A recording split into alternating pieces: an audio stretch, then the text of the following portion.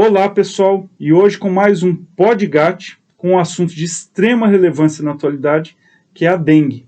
E para isso nós chamamos a Priscila Pegoraro, que é assessora técnica do Departamento de Vigilância em Saúde. Falei certo, Priscila? Isso mesmo. Eu participei de uma aula sua, Priscila, achei fantástico o seu conhecimento e a forma didática como você passa essas informações. Então, muito obrigado por ter aceito esse convite e poder trazer todo esse mundo da dengue, as particularidades da doença para a nossa população. Né? Educação ajuda na prevenção. Eu gostaria de começar com uma pergunta. Qual a situação epidemiológica em relação à dengue que nós passamos hoje em Campinas e no Brasil? Bem, Rodrigo, a situação epidemiológica da dengue é bastante preocupante, né? Tanto no Brasil quanto em Campinas. O número de casos ele já excede o total do ano passado, aqui em Campinas e no Brasil também. Então, existe uma preocupação muito grande. As taxas de transmissão estão muito altas, a gente tem condições para a proliferação do mosquito, então, infelizmente, a gente tem bastante pessoas adoecendo neste momento no Brasil, no estado de São Paulo e em Campinas. É uma preocupação, então, do país inteiro, com uma política governamental que deve abranger todos os estados e municípios. Sim, com certeza. Todos os estados e municípios estão com índices aumentados de transmissão, portanto, a preocupação em todo o escopo de prevenção e de tratamento da dengue.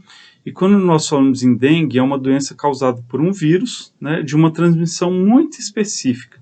Você poderia falar um pouquinho sobre esse vírus e como ele é transmitido entre os seres humanos, de qual que é o vetor desse vírus? É importante que a gente saiba que a transmissão ela é feita através da picada de um mosquito contaminado. Que mosquito que é esse? O Aedes aegypti, aquele mosquito pequenininho que é rajadinho de branco e preto.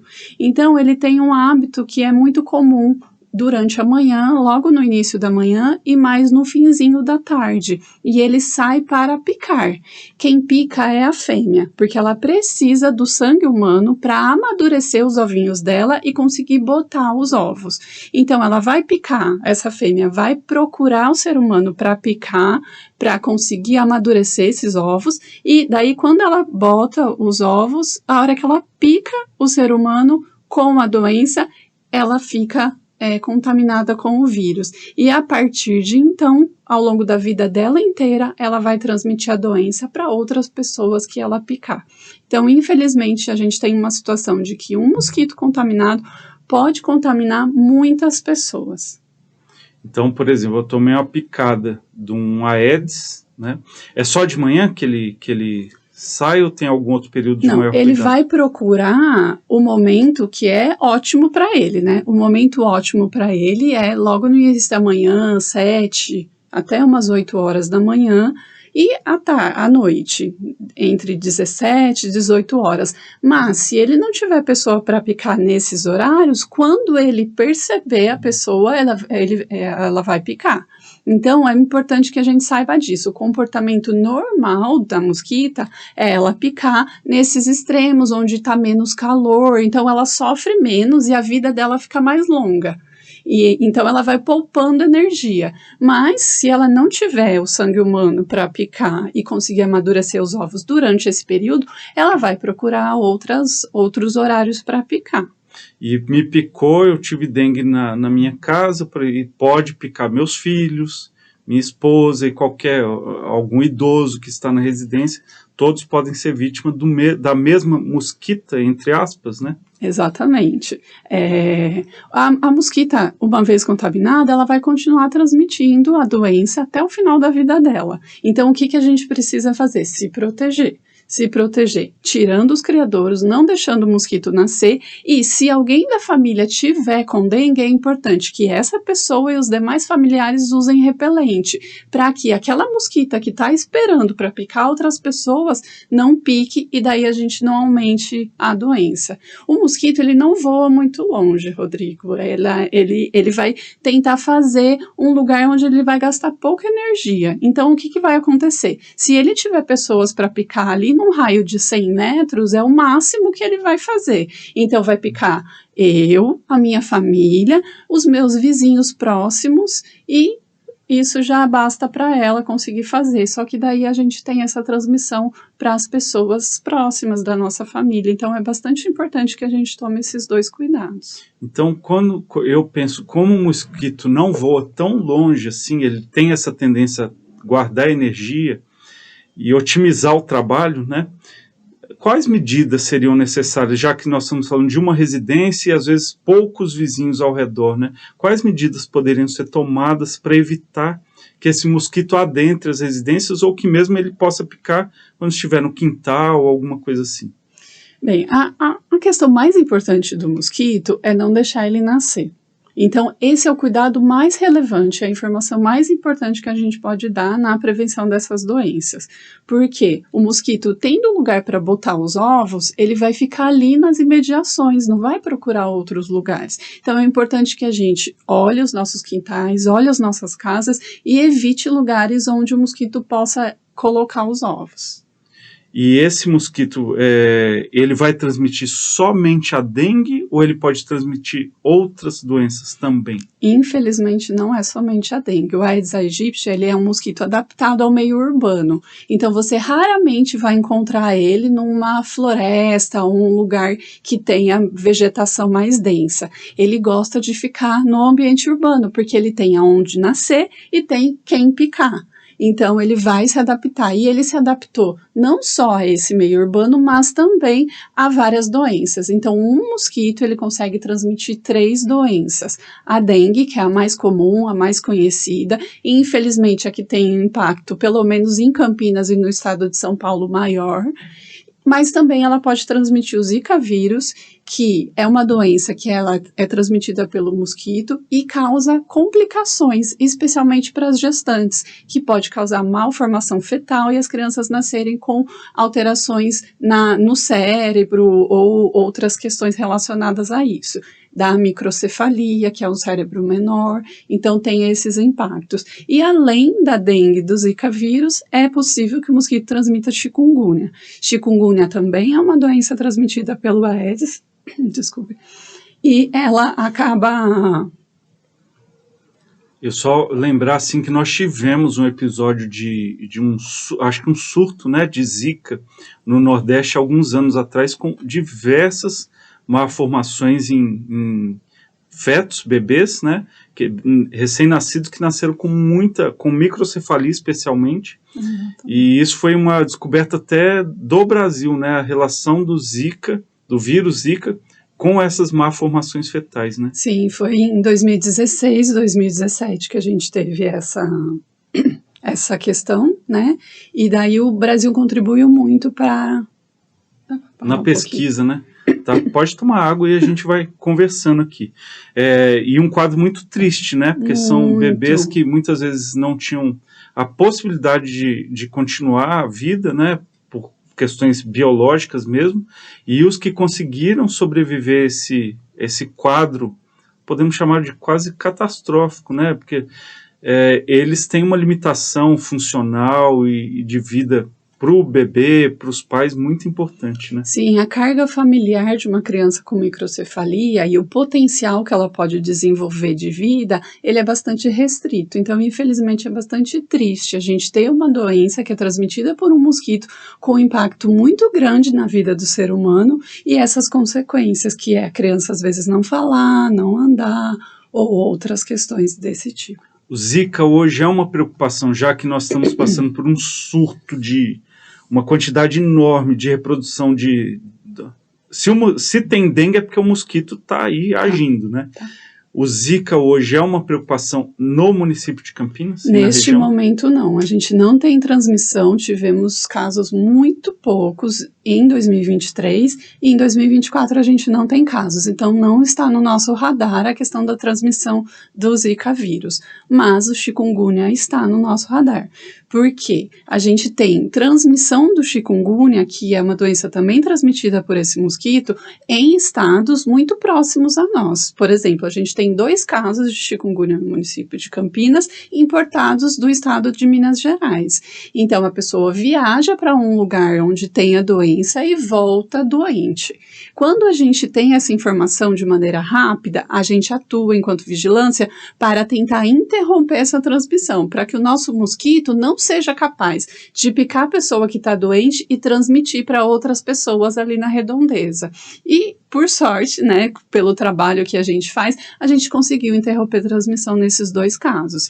Então, a gente não teve caso que a pessoa pegou estando no município de Campinas ainda neste ano, mas pode acontecer. Vocês conseguiram fazer o diagnóstico precoce desses pacientes com chikungunya, Isso. isolam esse paciente, evitam que eles sejam picados por um Aedes aegypti que está na região, que possa transmitir para outras pessoas. Exatamente. Esse é importante falar, porque as pessoas às vezes não têm ideia do trabalho do Departamento de Vigilância em Saúde, de realmente controlar, né, essas doenças de uma forma que elas não possam se proliferar. Sim, a gente tem equipes a campo que trabalham arduamente de casa em casa para tentar entrar na casa, verificar se existem criadouros, remover esses criadouros, e no caso do chikungunya, existe uma indicação técnica da gente aplicar o inseticida. Então, a gente vai nas casas, remove os criadouros e aplica o inseticida para eventualmente matar a mosquita que está contaminada,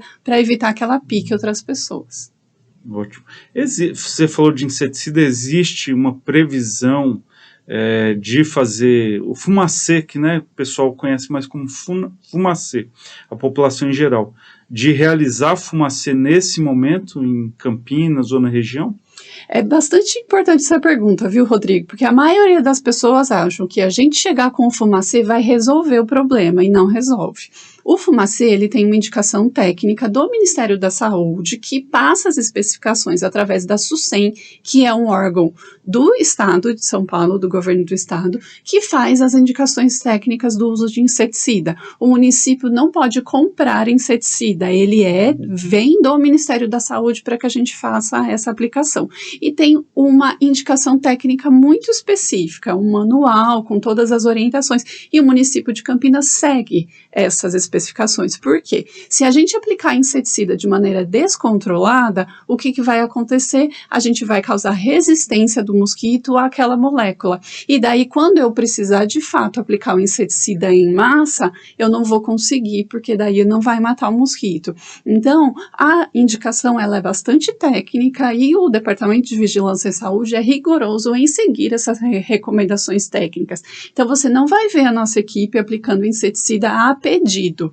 A gente aplica o inseticida analisando a situação epidemiológica, fazendo as ações antes de remoção de criadouro, para daí então, se a gente identificar que a área está dentro da especificação técnica, a gente vai sim aplicar o inseticida. O efeito colateral pode ser muito prejudicial. Inclusive é igual ao antibiótico, né? Você selecionar mosquitos resistentes ao inseticida e depois não ter mais armas para utilizar quando for necessário, como nesse caso do chikungunya, por exemplo. Exatamente essa preocupação. Então, a gente tem esse rigor na hora da indicação técnica, e chega muitos pedidos, né? Chega pedido da população, chega pedido de vários lugares, falando, eu quero que aplique o fumacê. A gente aplica, sim, na nossa rotina, a gente tem 2 tipos de inseticida fumacê que a gente passa. Um que é direcionado para casa, onde o técnico ele usa um equipamento costal nas costas e ele aplica o jato direcionado à casa, tentando matar a mosquita que eventualmente possa estar voando. É importante saber que esse inseticida só vai matar a mosquita se entrar em contato no momento da aplicação. Se ela estiver escondida, não vai adiantar. Então, a gente prepara o imóvel antes de aplicar o inseticida. Então, abre janelas, balança a cortina, faz um balanço embaixo das mesas, afasta móveis. Então, tudo isso é feito para preparar a casa das pessoas para que a gente possa aplicar o inseticida e ele ser eficiente. Na nebulização veicular, ela é aplicada quando a gente quer conter uma situação de transmissão descontrolada naquela área. Então, a gente remove os criadouros, faz a aplicação costal e amplia esse raio, tentando matar essas mosquitas. Mas também tem a indicação de orientar a população a abrir janelas, acender as luzes para o inseticida ser aplicado no momento oportuno e consiga pegar essa mosquita. É importante que a população saiba que tem algumas questões climáticas e ambientais que impactam o uso do inseticida. Então, se estiver chovendo, se estiver ventando muito, eu não tenho condições de aplicar o inseticida. Então, às vezes a gente avisa a população que vai aplicar, vai passar o fumacê, mas por condições técnicas ela não pode ser feita. Então, a gente remarca isso para uma data e geralmente a aplicação do inseticida é feita nesse momento do horário de melhor voo da mosquita, que é de manhãzinha ou no início da noite. E esse, o Aedes, ele faz barulho igual o pernilongo, aquele que vem na orelha? Não faz. O Aedes tem uma capacidade de se adaptar. Então, o que ele faz? Ele consegue voar e ele não é aquele mosquitinho que fica atrapalhando a gente para dormir, fica zunindo, zzz, ele não faz barulho. Então, ele vem, ele pica, ele geralmente tem um voo baixo, não é um voo muito alto, acima de 1 metro, 1,5 metros. Se estiver voando muito acima, ou tiver um monte de mosquito no teto, por exemplo, não é Aedes com certeza. Eles têm um hábito mais individual, né? Os machos ficam fora da casa, eles não costumam ficar dentro da casa, as fêmeas ficam porque elas precisam picar as pessoas. Então, é essa a característica aí do Aedes. Então, ele não faz unido, ele não é grande, muito visível aos olhos e não se aglomera. Não é tão difícil de diferenciá-lo de um pernilongo comum, né, do dia a dia. Não, se a gente observar essas características, dá para perceber que é um Aedes voando por ali. E um mosquitinho desse, quantos ovos é capaz de colocar e quantos mosquitinhos um único vai acabar dando à luz ou criando, né? A fêmea, ela é muito capaz, né? Esse mosquito, não é à toa que ele é o principal responsável por mortes no mundo, né? E então, a mosquita, ela vai viver aí em média de 30 a 35 dias e ela vai pôr até 1.500 ovos. Então, ela vai picar as pessoas, amadurecer os ovos e botar os ovos. E daí, uma coisa importante que a mosquita faz, ela não coloca todos os ovos no mesmo lugar. Ela vai colocando os ovos e distribuindo esses ovos ali no ambiente. Porque se eu for lá e tirar um criadouro, ela não vai perder todos os ovos. Então, ao longo da vida dela, até 1.500 mosquitos novos podem nascer. Se a gente fazer uma média aí de metade vai ser macho e metade vai ser fêmea, cada mosquita vai gerar até 750 novas mosquitas. E daí que a gente perde o controle da transmissão da dengue, porque mais pessoas doentes e mais mosquitos vão fazer muito mais pessoas adoecerem. Então a curva é um exército. A curva sobe muito rápido, infelizmente. E eu gostei muito na sua aula quando você explicou que nem sempre o Aedes ele vai colocar os ovos num local em que já haja concentração de água, acúmulo de água parada, né? É isso mesmo? É isso mesmo, Rodrigo. O mosquito ele é tão adaptado que ele tem um radarzinho. Então, ele consegue identificar locais que têm potencial para encher de água. Então, vamos supor, uma tampinha jogada na rua. Uma tampinha jogada na rua, a mosquita vai lá e vai botar sempre. Ela nunca bota dentro da água. Ela bota na parede do reservatório. Ou da tampinha, enfim. Quando chover, esse reservatório vai encher de água e vai ativar esse ovo. É importante que as pessoas saibam de que um ovo, se for colocado num lugar e não for encher de água neste momento, ele dura até 1 ano. Então, ele fica seco, né? Ele tem uma cápsulazinha, logo quando ele é botado, ele é branquinho. E depois ele escurece, ele fica uma cor preta, né? E o que acontece? Geralmente a mosquita vai procurar criadouros mais escuros. Por quê? Porque não vai ser possível conseguir identificar visualmente nem o ovo e nem as larvas quando elas eclodirem. Então, se eu tenho um reservatório que até 1 ano esse ovo pode ficar lá, se em até 1 ano eu tiver chuva e encher esse lugar, daqui 1 ano eu vou ter mais mosquitos nascendo a partir daqueles ovos que foram colocados. Aí você fala em chuvas e nós estamos passando por um período de temperaturas altas.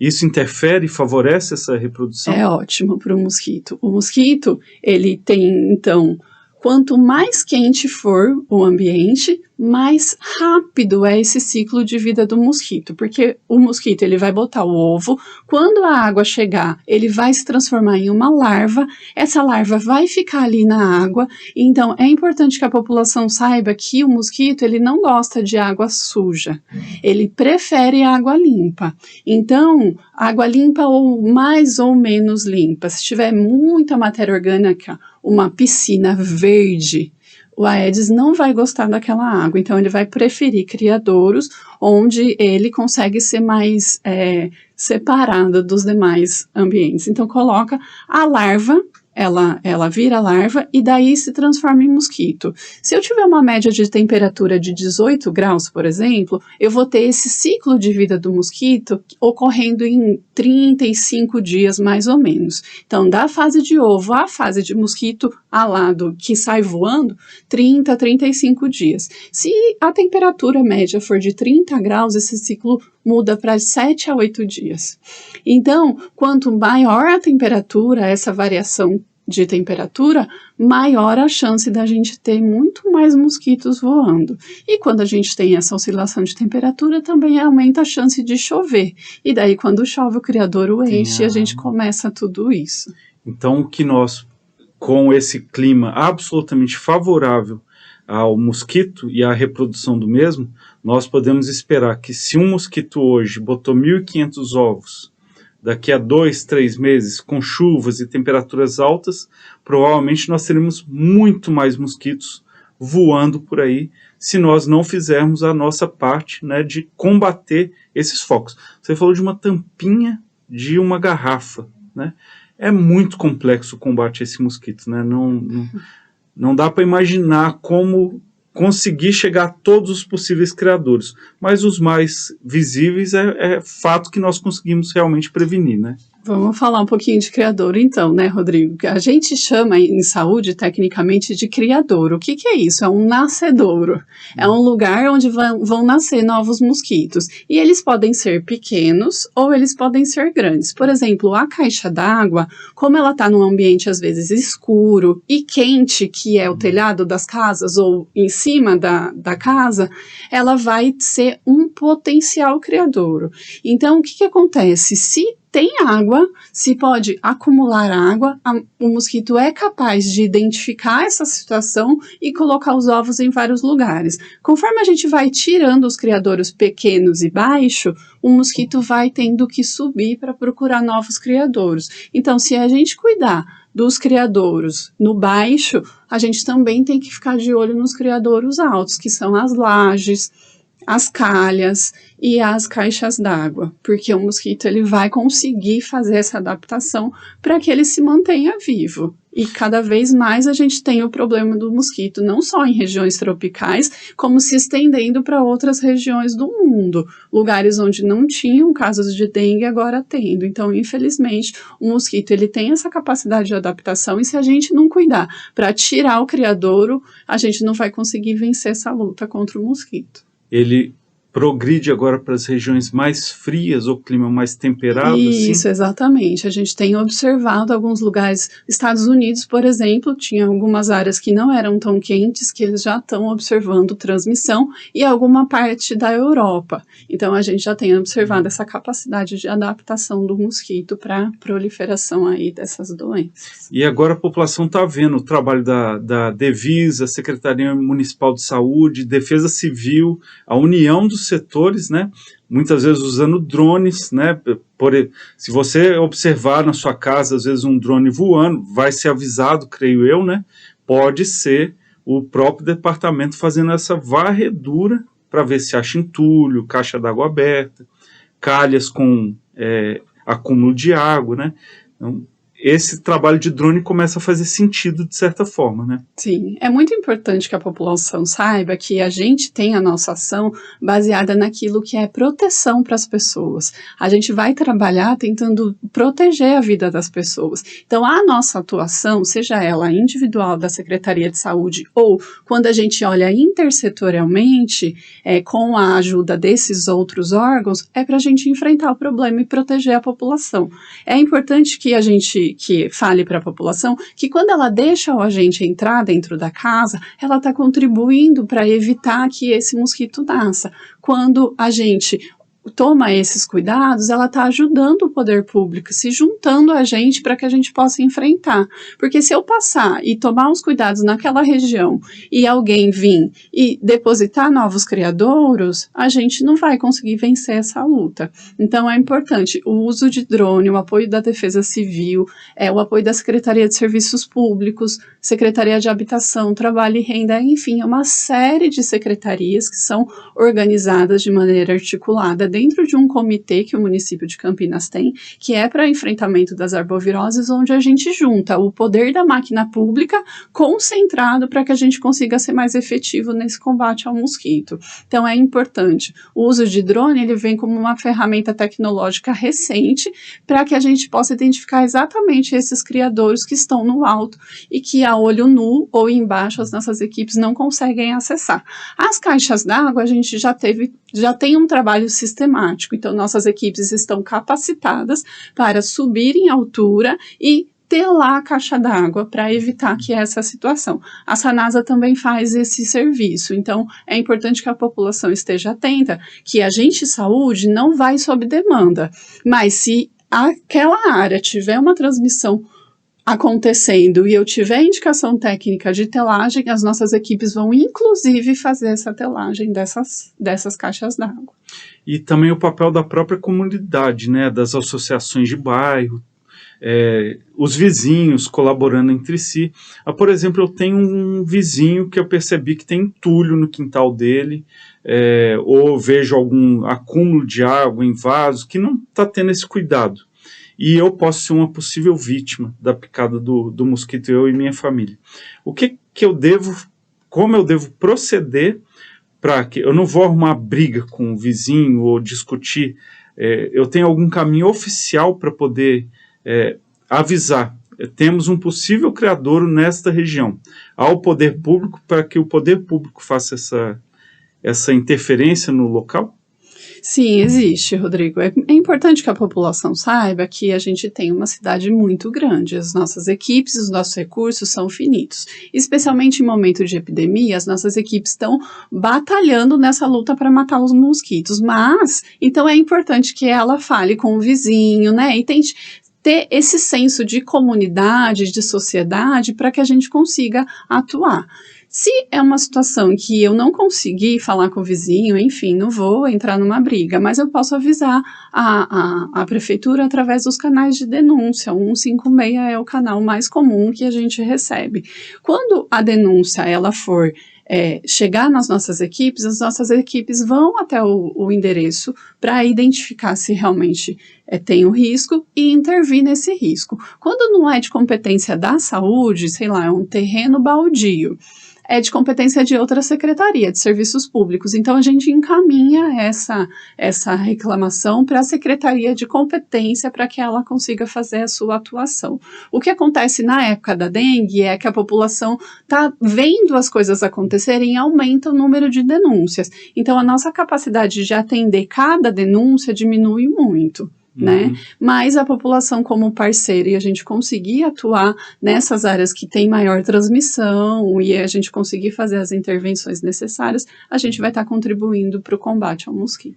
Nós vimos muito na época da Covid, né, que a população ajudou muito, né, porque é uma comoção mundial.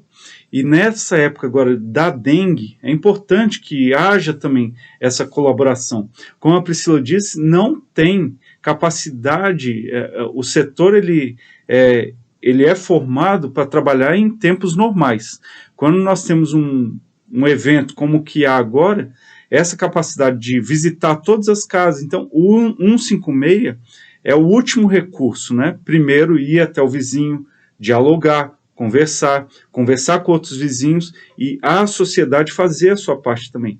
Os indivíduos, os cidadãos têm responsabilidade também pelo que acontece ao seu redor ali. Se cada um faz a sua parte no seu bairro, na sua rua, possivelmente a nossa batalha vai ser muito mais efetiva. Então não podemos esquecer isso, porque muitas vezes a população fica assim, mas o Estado tem que fazer tudo, a prefeitura... Não, nós temos a nossa responsabilidade também. O que não pode é brigar. Não teve diálogo, o vizinho não quer resolver, aí sim é motivo para denúncia, né? Exatamente. Esse caminho tem que ser passado. A gente costuma dizer que todos nós juntos a gente consegue ser mais forte. Então, a população, individualmente dentro das suas casas, coletivamente na sua vizinhança, ou na sua igreja, ou em algum lugar onde essa pessoa tem vínculo social e frequente, é importante levar a informação, né? E também o poder público atuando dentro de sua competência. A gente aumenta muito a nossa capacidade durante o período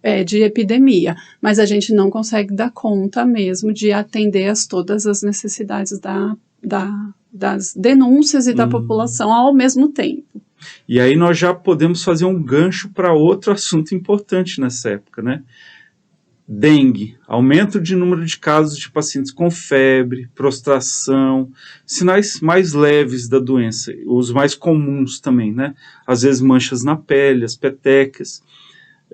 Os pronto-socorros começam a ficar abarrotados, o número de consultas aumenta significativamente, o tempo de espera maior e as outras doenças, elas não desaparecem, o infarto agudo do miocárdio, o AVC, o politrauma. Um dado muito interessante é que na época da Covid, o politrauma, eu dava plantão na sala de emergência aqui do Hospital Marigatti e ele simplesmente desapareceu, porque as pessoas não saíam mais para beber, não saíam de casa praticamente, então não tinha acidente de moto, de carro, não tinha agressão física, os hábitos da população mudaram muito. Só que em época de dengue isso não acontece. Então todas essas doenças continuam sendo extremamente prevalentes. E aí o pronto-socorro muitas vezes vira um lugar mais caótico, difícil de organizar por esse aumento do número de casos. E as unidades básicas de saúde estão preparadas para receber esses pacientes também. Qual é a orientação da Devisa em relação a isso, para que nós consigamos fazer com que esse fluxo seja o melhor possível para desafogar todas as unidades e os atendimentos sejam mais rápidos? Rodrigo, muito importante isso que você está trazendo, porque a dengue, ela tem uma capacidade de trazer uma situação muito desafiadora para o sistema de saúde, porque é um número grande de casos em um curto período de tempo. Quando começar a esfriar, esse número de casos vai diminuir, mas há uma sobrecarga do sistema de saúde. Quando a gente falava da Covid, a gente pedia para as pessoas tomarem as providências de isolamento, de uso de máscara, para a gente achatar essa curva. É exatamente o que a gente precisa para fazer durante a dengue. Elimina criadouro para achatar essa curva. Só que, de fato, o gargalo ele vai para o sistema de saúde. Então, é importante que a população saiba, eu estou com febre e mais 2 outros sintomas. É um caso leve, eu procurar a unidade básica de saúde. Ela está organizada para atender a população para o atendimento e o enfrentamento da dengue neste momento no município de Campinas. São 67 unidades de saúde, equipes treinadas e preparadas para fazer diagnóstico e fazer o acompanhamento desse paciente.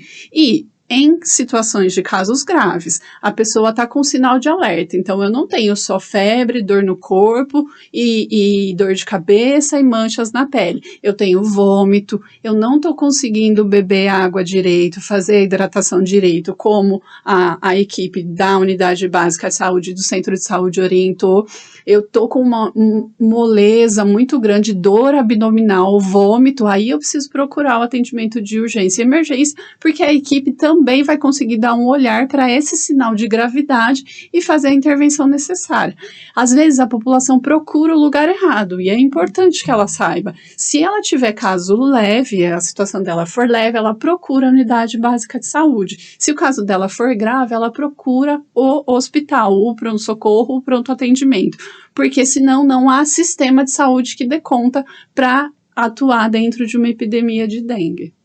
E aí você falou dos sinais de gravidade e muita gente ainda associa isso à dengue hemorrágica. Tive dengue hemorrágica. O sangramento também é um sinal de gravidade, sangramento na gengiva quando escova os dentes, ou sangramento no próprio vômito, nas fezes, né? Mas a dengue, na verdade, ela vai se agravar por outro motivo, que é a desidratação que você citou, né? Então, muitas vezes esse paciente grave deve ir para o hospital, ficar internado.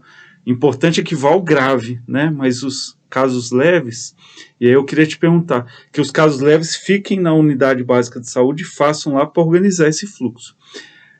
Quando eu tenho a dengue, qual a chance de eu ter dengue grave, estatisticamente? É muito baixa, Rodrigo. Não é uma doença que vai exigir capacidade hospitalar ou atendimento, como foi a Covid, com o número de leitos. Cerca de 1,5% dos casos, eles evoluem para uma gravidade maior, ou seja, baixa plaquetas, faz hemoconcentração, ou seja, a gente diminui a quantidade de líquido circulando nos vasos, e daí é um quadro que não é grave ainda, mas exige uma intervenção mais cuidadosa, precisa tomar soro pela veia, precisa colher exames periodicamente para que a gente consiga cuidar desse paciente e ele ficar bem. Agora, quando é uma situação leve, que não tem gravidade, é importante que a população procure a unidade básica de saúde, porque ela vai ter indicação de hidratação por boca e outras situações, que é a grande maioria da população. 85% das pessoas terão casos leve e vão evoluir bem ao longo da doença.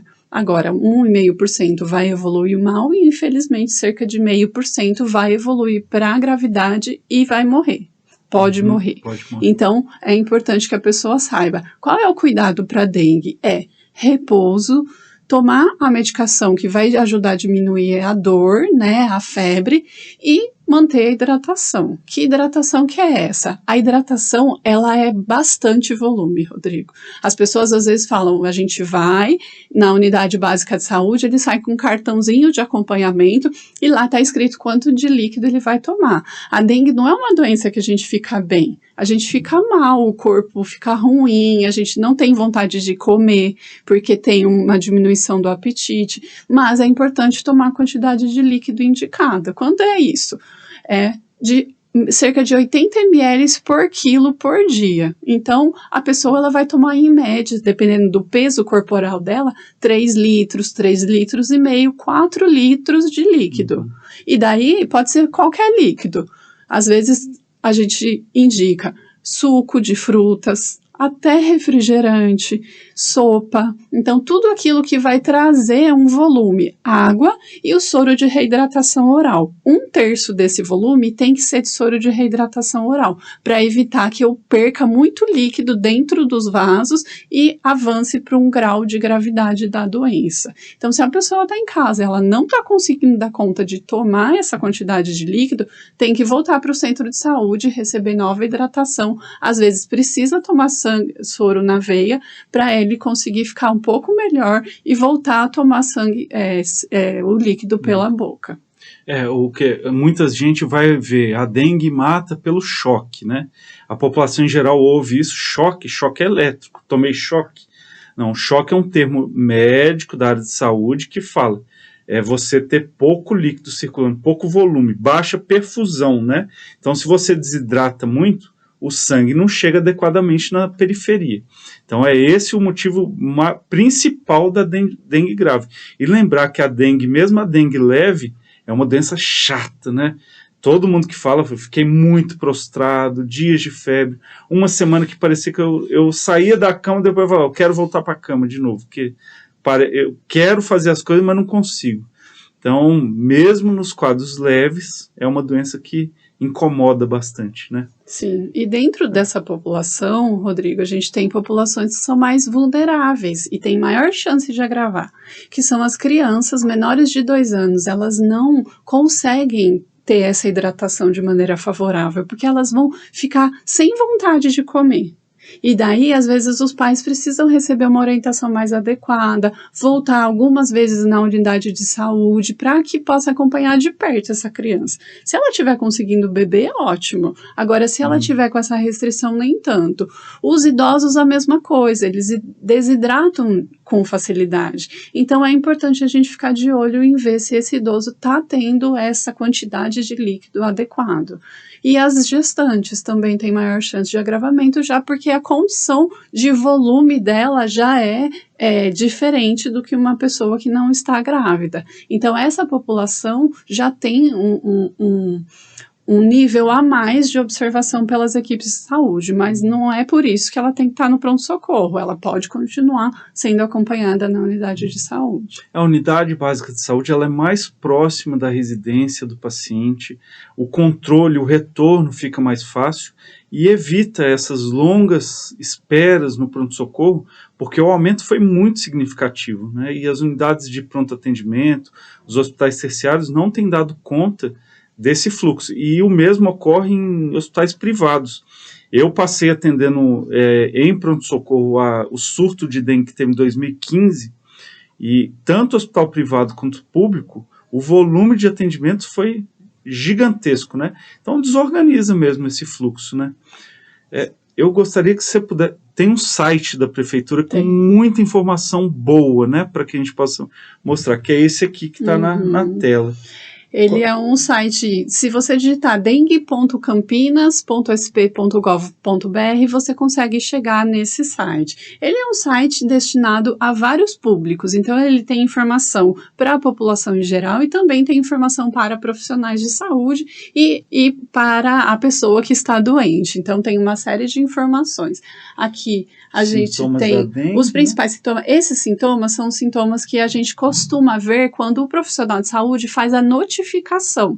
Porque o sistema de vigilância, ele atua basicamente a partir de uma notificação de uma doença. Então, o profissional de saúde atendeu o paciente, vai preencher uma ficha de notificação, essa ficha de notificação vai entrar no nosso sistema e todo esse cuidado que as equipes de vigilância fazem no campo para tentar combater o mosquito, com base nessas informações. Então, esses são os principais sintomas das doenças. Dor de cabeça, ela é uma dor de cabeça intensa e chata, as pessoas ficam com aquela dor de cabeça e às vezes elas falam, tá doendo atrás dos olhos, porque é uma dor muscular.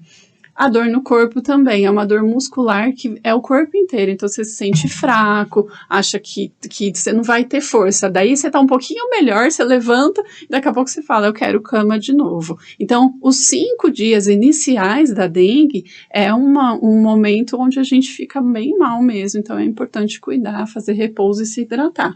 A dor nas articulações, ela varia de acordo com a doença. Para a dengue, ela pode ser importante, mas para a chikungunya, ela é muito mais importante. E daí, chikungunya dói principalmente as articulações que a gente mais usa. Às vezes é cotovelo, joelho, quadril, dependendo da situação. Então, tem dor muito intensa. É um fator para diagnóstico diferencial. Exatamente, né? A dor nos olhos. Então, essa dor que fica o olho, às vezes você fica sensível à luz, você não quer muita luz, é porque tem essa coisa do vírus, ele vai se proliferando dentro do músculo, e daí que dá essa sensação, o músculo fica fadigado, e acontece bastante essa dor nos olhos. As manchas no corpo também são muito comuns. Na dengue, faz uma vermelhidão inicial, mas essas manchas, elas são muito comuns no finalzinho, na defervescência, quando a febre está indo embora, entre o 5º e 6º dia. Esse é um momento importante para a população observar. Eu estou melhorando ou eu estou piorando? Entre 5º e 6º dia é quando a gente costuma ter a maior chance de gravidade. E essas manchas no corpo que vêm posterior, que vêm nessa fase mais tardia, elas às vezes coçam bastante na dengue, porque o músculo ele foi afetado pelo vírus e daí o corpo lidou com essa situação e daí o efeito final é essa coceira que pode acontecer bastante. E o vômito já é um sinal de alerta, mas é muito comum a pessoa ficar nauseada, toma o líquido, não tô querendo mais tomar, mas é importante insistir. Na gravidade, aquele vômito em maior volume que não para de forma nenhuma, exatamente, que toma a medicação e ele continua, difícil de controlar. Sara, pode baixar um pouquinho mais, por favor? Aqui embaixo, a gente tem informações para serem divulgadas. Então, tem os principais criadouros, pode clicar aqui no jeito certo de se livrar do mosquito, e daí aqui a gente tem algumas informações que são para as pessoas tomarem cuidado. Então, o que fazer com a caixa d'água, enfim, então tem informações gerais de cada um dos criadouros, o que eu devo fazer para eu conseguir controlar esse criadouro e ele não ser um lugar para a proliferação do mosquito. Ralo, bromélias, algumas plantas, É interessante que as bromélias têm um mito, Rodrigo, das bromélias, que é as pessoas falam assim, mas a bromélia, ela tem um agente natural que vai matar a larva. Isso acontece quando a bromélia está no seu lugar natural, na floresta, porque tem competição com outros bichos e daí eles acabam comendo a larva. No ambiente urbano dentro da casa, não. É um ambiente ótimo para a proliferação do mosquito pela bromélia. Pode voltar um pouquinho, sabe?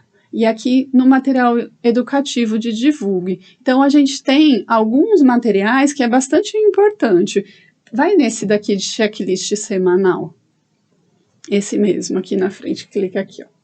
Isto. Então, aqui a gente tem um material voltado para a população que fala de cada um dos criadores e o que deve fazer uma vez por semana. E o verso dele, pode ir um pouquinho mais para baixo? Sabe? Isso é muito importante para usar em associações da comunidade, escolas, igrejas, né? Enfim. Então, e daí você põe a data. A ideia é que nos períodos que tem mais calor, o mosquito se prolifera mais rápido. Então, essa checagem deve ser feita semanalmente. E daí você coloca a data e verifica cada um desses criadouros na sua casa. Fazendo isso uma vez por semana, você vai conseguir eliminar o mosquito e proteger você e a sua família. Muito bom. Isso, de certa forma, traz à tona a importância da ação dos indivíduos também, né? Não ficar dependendo apenas de uma ação governamental. Somando esforços junto com a gente, para que a gente possa combater o mosquito. O site tem outras coisas, aí para profissionais de saúde tem uma área técnica. Lá, esse site... Ele é o site da Prefeitura Municipal, ele está disponível de Campinas. Isso, na página da saúde. E tem o link logo na página inicial sobre a dengue também. Exatamente, né? Só clicar que ele vai direcionar direto aqui.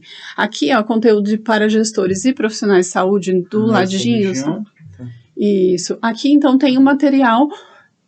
as últimas notas técnicas, materiais disponíveis pelo Ministério da Saúde e Governo do Estado, que envolvem a arboviroses, e daí é uma ajuda para o profissional. Eu não sei aonde notificar. Pode abaixar um pouquinho, Sara. Eu posso fazer, tem capacitações, alguns conteúdos nossos, pode ir mais para baixo um pouco. Videoaula, lives, impressos. Tem informação disponível aí para os profissionais. E também temos o boletim de monitoramento, que fica logo abaixo ali. Esses são dados que são alimentados em tempo real. Diariamente, a gente alimenta esse painel com informações. 17 mil casos. Infelizmente hoje a gente bateu a marca aí de 17 mil casos. Então tem a distribuição regional por centro de saúde aqui do lado, tá vendo? Então se eu quiser saber no meu centro de saúde quantos casos tem, ele traz essas informações. Tem um mapa na próxima página, vai um pouquinho mais para baixo, sabe? Os sinais e sintomas que cada paciente apresentou estatisticamente. Neste momento, a gente tem 2% dos casos necessitando de hospitalização. Demora um pouquinho. E confirma os dados que você passou, os dados estatísticos do país ou da história da dengue, né? Exatamente. E aqui são as incidências. Ele demora um pouquinho para carregar, porque é com base no nosso sistema de informação. Então, acaba demorando um pouquinho para gerar. Mas ele traz as informações de distribuição. Então, hoje, no município de Campinas, o distrito de saúde com maior incidência é o distrito de saúde sudoeste. Isso, que está com a cor mais escura. Que é a região do Ouro Verde, Exatamente. do União dos Bairros, né, do Centro de Saúde. A nossa incidência, quando a gente olha para a incidência, a gente já está com uma incidência muito maior do que boa parte do Brasil. Então, a gente tem profissionais muito competentes, Rodrigo, então eu preciso registrar isso, que os nossos profissionais, eles sabem diagnosticar dengue e sabem o compromisso que é necessário notificar, então a gente consegue olhar para os dados de uma maneira mais rápida do que muitos municípios ao longo do Brasil, né? Mas, então eu preciso registrar isso, que são profissionais comprometidos com esse enfrentamento, e daí a vigilância consegue atuar de maneira mais rápida, mas aí fica parecendo que os nossos dados são muito maiores. Não, é porque a gente tem esse olhar qualificado que os profissionais têm. Eu vejo uma organização excelente, e quando você tem organização, você tem mais dados, né? Então, alguns locais que podem nem notificar que a doença está presente, Campinas consegue notificar, é um trabalho mais assertivo. Exato. E outra, própria característica do município, Campinas, São Paulo, as grandes cidades, grandes capitais, como você bem explicou durante o podcast, ela é um ambiente mais favorável à proliferação do mosquito, do Aedes aegypti, né? Eu ouvi até que ele chama Aedes aegypti, a tradução é o odioso do Egito, né? Então, acho que ele já está na história há muito tempo, né? É isso mesmo, o odioso do Egito? Não sei se é verdade ou não, mas hoje é o odioso de Campinas também. Campinas e do Brasil. Priscila, olha, muito obrigado. Esse conhecimento que você passa para a população, essas informações são extremamente relevantes, trazem também à população a responsabilidade nessa batalha. É uma guerra de fato. Nós conseguimos ver o empenho de todos os profissionais, das equipes, nas unidades básicas de saúde, nos distritos, nos hospitais, e a comunidade tem que fazer parte dessa batalha conjunta, unir esforços, como você falou. E eu espero que essa mensagem possa chegar a muitas pessoas no município, porque ela é extremamente relevante para que nós possamos cuidar da saúde, né? Não temos talvez a mesma sensibilidade ao tema em relação ao Covid, porque a Covid tinha uma taxa de mortalidade muito maior, e internações também, né? Mas precisa, né? Que seja um tema muito sensível e divulgado o tempo todo. É muito importante esse momento, Rodrigo, porque a gente consegue transmitir informação. E quanto mais informação a população tiver, mais ela consegue nos ajudar nessa guerra. E de fato é uma guerra, né? O próximo mês aí vai ser um mês onde a gente tem bastante gente doente e bastante mosquito voando. Enquanto não começar a esfriar, a gente vai ter a temperatura do clima, né, climática esfriar, a gente vai continuar tendo volume grande de casos. Então a gente só pode vencer essa luta com a ajuda da população e do poder público juntos neste enfrentamento. Tá ótimo. Muito obrigado. Parabéns pelo trabalho de todos vocês, da Devisa, Secretaria Municipal de Saúde, também de toda a rede de hospitais, a rede Marugate, a Defesa Civil, todos que estão trabalhando. Existem outras secretarias também em prol dessa guerra contra o Aedes aegypti e contra a dengue também, né? A gente que agradece. Muito obrigada. Pessoal, até o próximo podcast, e se você gostou desse conteúdo, por favor, compartilhe, porque essa informação chegando em outras pessoas da região e de todo o Brasil só vai ajudar na guerra contra a dengue. Um abraço e até o próximo podcast. Tchau. Rede Mário Gatti, compromisso com a saúde e educação.